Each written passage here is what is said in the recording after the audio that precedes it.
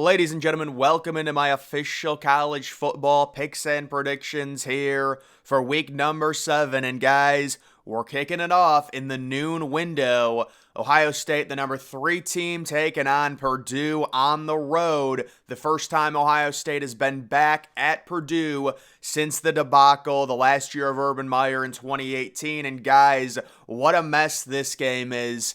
11 a.m. Central on Peacock. There's going to be no energy for it. The Buckeyes sitting minus 20 in this one. I don't think Purdue is as bad as their record says they are. They're 2-4. I mean, Ohio State was minus 20 against Maryland at home. Maryland was 5-0. Very similar line for this game. Again, though, Peacock, 11 a.m. Central. There is not a bigger lock in the world than a first half under. This game is going to be very low scoring in the first half. Ohio State, they always get off to ridiculously slow starts.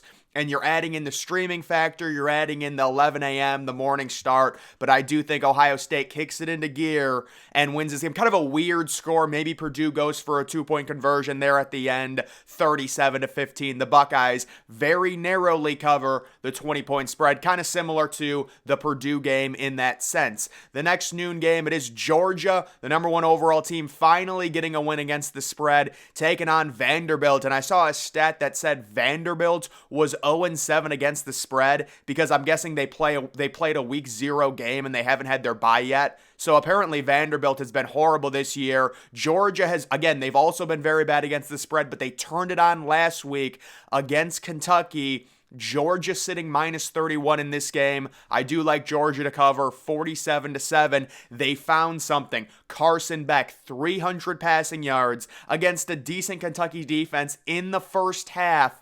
This Georgia team has turned it on. We know Vanderbilt is horrible. And guys, Vanderbilt Stadium, the issues with the construction, there's going to be nobody there. It's a complete debacle. It's a total mess. They've been horrible this year. After last year kind of trying to turn the page a little bit and actually be a competent team, we're going to take Georgia massive. They're due for a positive regression against the spread, and that's going to continue this week. The next noon game, it is Michigan. So we have the top 3 teams in the country all playing at noon. Michigan, they continue their easy schedule at home against Indiana. Indiana sitting as one of the worst teams in the Big Ten. We understand Michigan. Since Harbaugh came back, they've been great. They destroyed Minnesota last week. Yes, Minnesota has a bad offense, but still, take care of your business. They won that game like 52-10, and now they're sitting minus 34. And I also think, just like Georgia, they're due for more positive regression against the spread.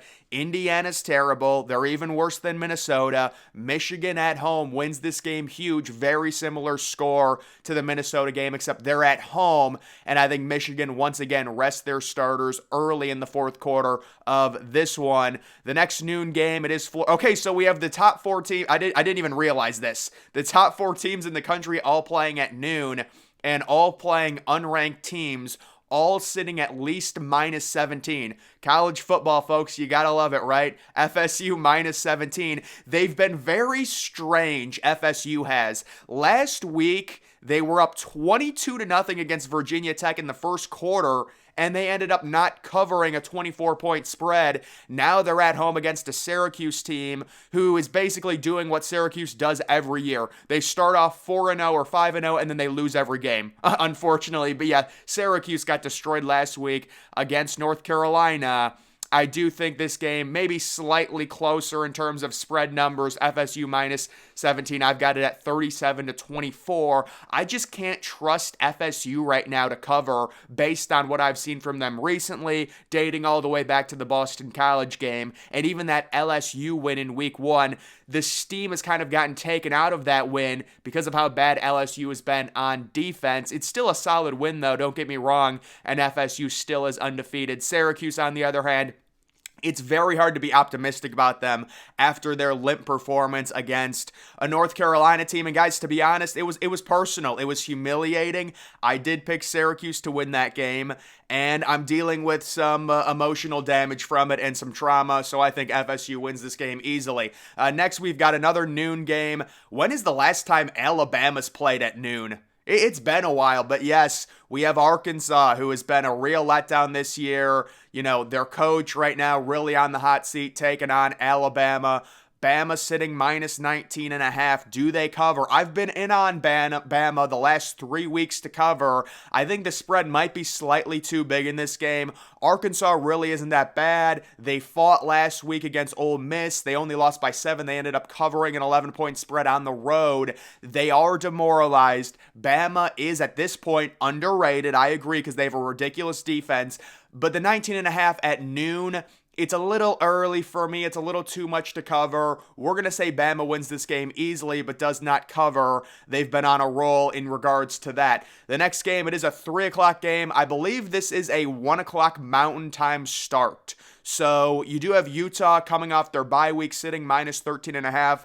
And guys, I have been way off of Utah this year. I predicted they would lose the past 2 weeks they played. They ended up losing that Friday night game to Oregon State. Now they're at home against the Cal team. And let me just say, Cal has some spunk to them. They're a very explosive offensive team, and I think Cal pulls off an upset here. I've seen nothing from Utah that suggests they're going to do anything on offense. They've been horrible. They're averaging like 240 yards the past 2 games. And also people say, well, Cam Rising comes back. I think the strategy, if you are Utah, just redshirt Cam Rising if he's good for it and just bring him back next year. I mean, right now, the Pac-12 is so tough, there's no way you're winning it. You're probably going to lose at least 3 or 4 games. You might as well just redshirt him and bring him back next year. Also, if he comes back for this game, yes, the line is probably going to move to Utah minus 15 or minus 16, but you're also dealing with a ridiculous amount of rust, inserting a QB into, midway through the regular season. And obviously, if Utah's playing one of their backups, they've been horrible on offense. So I like the upside with Cal. They've got a really good running back. They've been explosive. They can score. You're gonna have to generate some type of turnover against Utah, especially on the road, because they have such a fundamentally sound defense. You need a turnover. You need a massive explosive play. You're not going to go on 12-play drives against the Utah defense. You're just not. And I think Cal can generate an explosive play. Moving on to the 3:30 window, what a random game, man. UMass taking on Penn State. So, guys, Penn State sitting right now undefeated against the spread on the year. A perfect record, 5-0, coming off their bye. Oh, wait, this is another bye for Penn State, and then they face Ohio State next week. This is a complete joke of a game. They're minus 42. Penn State does not care one iota about this game. They only want health. A win against UMass, I mean, obviously you want to beat them, you're going to beat them, but it does nothing. You have to beat Ohio State next week. This win is just such a meaningless game. The contrast between this week and next week for Penn State, it's just so crazy. And again, they're coming off their bye. I'm going to say they don't cover just because I think they're due for it, but betting this game one way or another, I think Penn State's just going to be like, get the starters out ASAP. We could get a program-changing win next week on the road in Columbus. We're facing UMass. Just get this game over. That is Penn State. That's what they're thinking, I'm sure. They win this game, kind of a weird score. UMass is one of the worst teams in FBS, but they're slightly better than they've been. I will say that about UMass. So I do think they cover the 42 in that game. And here it is, ladies and gentlemen, one of the massive Pac-12 games. Get used to this because there's plenty of these crazy good Pac-12 games coming. It is Oregon, currently ranked number 8, taking on Washington on the road. College game day is going to be there. 12:30 Pacific time start here. Kind of annoying. This is not the 7:30 game. I understand they didn't want to go and compete with the Notre Dame USC game, but that game's kind of lost some luster because Notre Dame has 2 losses. Either way, you do have, here it is, guys, Washington sitting -3 at home, meaning if this was a neutral site game, this would be a pick'em. It is as close as it can get. Oregon, who's been amazing, undefeated against the spread this year, 55% chance to win according to ESPN FPI. They find value on Oregon plus the 3, and I'm against the FPI. I think Washington, guys, the only issue with this game, it's like Washington has not faced a truly elite team. They've had a very easy schedule. They've taken care of business. Oregon, this is where I lose Oregon for a little bit. they should have lost to Texas Tech. And I understand you can say it's week 2, Texas Tech is not very bad. I understand all of that, but they should have lost that week 2 game. They were down throughout the entire game. Also, I am seeing something developing with Oregon in comparison to Washington. It seems like Oregon, there's an inability to generate explosive plays that's not there with Washington. Washington has 2 ridiculously elite receivers. Michael Penix has just been completely unconscious throwing the ball this season, and there's just nothing right now. And I understand you could say you have to project, Washington hasn't faced anyone. Of course, they're going to, be beating everyone. It's just hard to pick against Washington at home with the way they've been playing this year. So I think they win, they cover. I'm guessing the under would be hitting in this game if it's 38-32, believe it or not, because people are going to be projecting an extremely high-scoring football game in this one. Washington, this is their year, man. They've got a senior quarterback. They've got defensive first-round picks. They've got really good receivers. I think they win this game at home against a good Oregon team there. Next, we've got the CBS game, I want to say. It is Tennessee at home coming off a bye. They're ranked number 19. They're taking on Texas A&M. So Tennessee only sitting -3 in this game. Last week I was off of A&M because I just didn't buy it against Alabama. I was like, Alabama's just better. And honestly, I'm looking at Tennessee at home, only sitting -3. I've had a lot of success with Tennessee this year. The last 2 times I picked them to cover the spread, they rewarded me both times. I have a good relationship going with Tennessee. So why would I disrupt that and pick against them, not to cover a spread here? So I'm taking Tennessee to win this game, 3:30, Neyland Stadium. It's going to be rocking. They beat an A&M team with Max Johnson. A&M's going to fight hard, but it's just not A&M's year. They lose Connor Wigman. He's out for the year. Tennessee coming off the bye, although I will say Joe Milton, he's not been very good this year. It's kind of been a disappointment. Do they switch to the true freshman, Nico Lamanleva, maybe at some point, but I do still think Tennessee wins this game. You need to limit the turnovers. A&M is certainly a solid team. They're obviously one of the top 10 most talented rosters in college football, but again, they're without their starting quarterback, and Tennessee is at home. Good environment, 3:30 game. Tennessee trying to stay ranked. They win that game there. Another 3:30 game. This is kind of a weird one. You do have Kansas, who is back in the ranks at number 23. On the road at Oklahoma State. Yes, Oklahoma State, very irrelevant this year. But guys, Oklahoma State wins in like a Friday night game against Kansas State. Are they back? Are they good now? Kansas only sitting -3.5. And I like the value in Kansas, honestly. Oklahoma State, to me, they're just not a very good team. They were horrible the first 3 weeks of this year. Maybe they've turned it on a little bit. Although, guys, I was off of Kansas State from the beginning. I said they weren't very good, so them beating Kansas State, it really doesn't do it for me. This should be a good environment, 3:30 game. Jalen Daniels, will he play? Hopefully, if you're picking Kansas minus the 3.5, I think at this point, Kansas, this is a really good opportunity for them to stack some wins together and against an okay team. So Kansas, they really need this game. They need to take advantage of the fact that the Big 12 is down this year. They get the win on the road and they cover in that one. Moving on to the night window. This is an early night game.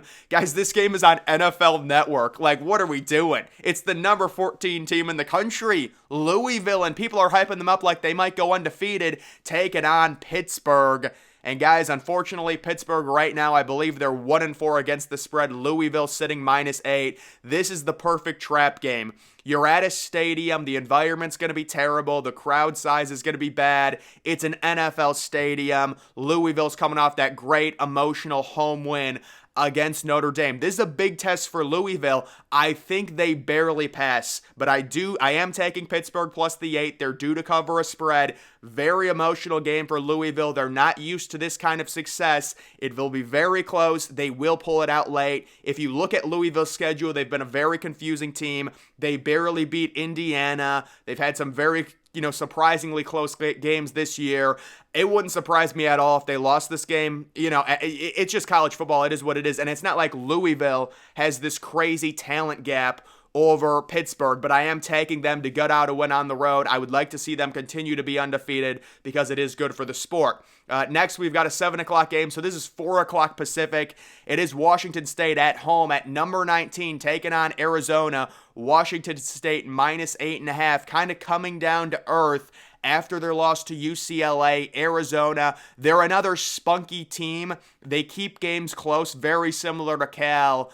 In this one, I do think Washington State, though, they do win, they do cover. I am not confident, but I still do like Washington State. They still have a good offense. Arizona, obviously not the best of teams, but they can score. I will take Washington State. Going to be a good environment there to win this game by 10 points. Another 7 o'clock game. It is LSU at home against Auburn. So LSU, coming off their win over Missouri, moves up one spot. They still have a horrible defense. They're sitting minus 11.5, but I am getting a strong LSU vibe in this one to cover the 11.5. I think Auburn's offense, honestly, is just so bad that LSU is going to be able to maybe generate a few turnovers. They've got a good offense. We know that. And they're going to build off of their road win against Missouri. Maybe the defense gets 2 takeaways. Auburn is coming off their bye, but I just don't buy Auburn at all, man. I'm sorry. I'm taking LSU to win this game by a difference of about 18 points there. They easily cover the 11.5. Now we've got another massive game. It is USC sitting at number 10, hanging on by a literal thread. Oh my goodness, USC and their horrible defense. And they're traveling to Notre Dame. Notre Dame, they've had a gauntlet of a schedule. They've got to be tired. It's emotional. They're number 21 right now. They already have 2 losses. 7:30 game, Notre Dame sitting minus 2.5, so it's basically a pick-em. And I know what everyone is thinking. You're going to take Notre Dame. USC, their defense is terrible. There's no way they win on the road. But guys, we have to understand, Notre Dame at this point, they have no offensive playmakers at the wide receiver position. They're not generating big plays. So I actually think stylistically, this is a good matchup for the USC defense. USC, I've already said, they're not making the playoff. There's no way. Look at their schedule. It is so hard, but that doesn't mean I'm going to pick Sam Hartman to beat Caleb Williams, even with all of that taken into account. I think USC, yes, USC wins this game as 2.5-point underdogs on the road. Let's not overcomplicate it. Caleb Williams is better than Sam Hartman. USC is going to generate way more explosive plays than Notre Dame. Of course, it would not surprise me at all if Notre Dame wins this game. Originally, I thought they were going to win this game, but I am switching it here and going with USC. I still think USC loses 2 or 3 games because their defense is really bad, but they will win this one on the road. Maybe a surprise to some people. How about this game? A ranked v. ranked. How is Miami ranked? It's just the Mario Cristobal. I mean, dude, that is, I can't even explain it. I'm sure everyone has seen it. You got to just kneel the ball to win, and they run it and fumble. They end up losing to Georgia Tech. By the way, Georgia Tech, they're the team that lost to Bowling Green. So Miami, they're sitting at 4-1. They're taking on North Carolina. You know, North Carolina, man, this is just, at some point it's got to end. North Carolina, the harassment, the threats, the unsafe nature, it's just, it's disgusting, and it's not right. So guys, in this game, I am taking Miami to upset North Carolina, win this game by 3. Tyler Van Dyke. I don't care what happened last week. He's still a Heisman contender. He's top 10 in terms of the odds. This is his Heisman moment. And Drake May, he's been running up numbers, good stats, whatever, we get it. He's going to have a decent game here. 32 points is nothing to scoff at. But Miami, you look at this North Carolina team. What have I been saying since the beginning of the year? They are not complete, and I've been proven completely right. So guys, this is another game. North Carolina is not complete on defense, and Tyler Van Dyke will do enough to win that one there. Another 7:30 game. It is Kentucky at home against Missouri. I think Luther Burden is the best player on the field. I'm going to keep it simple. I think Missouri comes back after their loss to LSU last week, and they gut out a big road win, and they're going to be ranked after winning against Kentucky. I just don't see the upside with Kentucky. They vaulted up the rankings because they beat a horrible, overrated Florida team, and somehow they're still ranked after getting curb stopped by Georgia, the only real good team they faced this year. I think Missouri wins this game and gets ranked outright. Moving on to the 8 o'clock window, you do have UCLA and Oregon State. So this is a ranked v. ranked game. And guys, I've loved UCLA this year. I said they would cover the 3.5 last week against Washington State. They reward me, and I think I would take them plus the 5. I do think we're going to give Oregon State the win here because they do have a good offense. DJ Uiagalelei has been impressive. The 5 touchdowns last week. But guys, the key number here, Oregon State has a horrific defense. They're just terrible. Chip Kelly is going to eat Oregon State alive. The best offensive mind in college football, Chip Kelly. UCLA will cover in this game. Maybe they'll win outright. I love them plus the 5. I like the over in this game. High scoring, Dante Moore. He's going to be a superstar. Maybe he's already developing into a superstar as a true freshman. UCLA is not going to be a fun team to face when they join the Big Ten, when Dante Moore gets more experience. Let me just say that. And then, guys, believe it or not, this is the final ranked game of the night. There is no 9 o'clock game. There is no 10 o'clock game. It is Duke, number 17, at home against NC State. And Duke is only 3.5-point favorites. So Riley Leonard, I'm guessing at this point, is confirmed out for this game. Duke is coming off their bye. Can they grit out a win against an NC State team that has shown significant offensive upside? You know, we saw what they did last week. Yes, they allowed, 41 points to Marshall, but they scored a bunch, almost 50. Guys, I'm going to trust Duke in this one and say they gut out a victory and cover a 3.5-point spread without Riley Leonard. Listen, we really don't know. The problem with Duke is they don't recruit well, but I don't think they're going to tank their season in a game like this against NC State. They're going to manage it. They're going to somehow get the win. But guys, that is going to do it for my official college football week number 7 picks and predictions. Make sure you're following me on X. Link to that's always in the description.